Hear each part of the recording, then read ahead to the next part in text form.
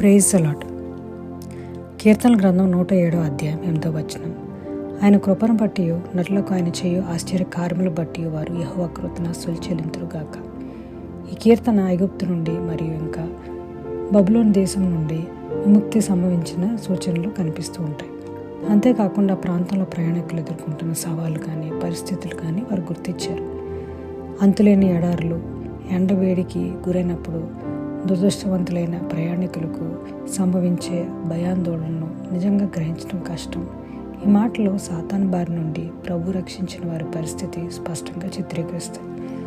ఈ లోకంలో ప్రయాణించే వ్యక్తులంటే మనం ఇది తరచుగా ప్రమాదకరమైన ఇంకా భయంకరమైన అరణ్యాన్ని పోలి ఉంటుంది. పరీక్షలు, భయాలు మరి ఇంకెన్నో టెన్షన్ల కారణంగా తరచూ నిరాశపడుతూ ఉంటాం. ఏదేమైనప్పటికీ ధర్మం కోసం, దేవుని కోసం మరి ఆయనతో సహవాసం కోసం తాహతాలాడాలి. అందుకే ఆయన నివాసం యొక్క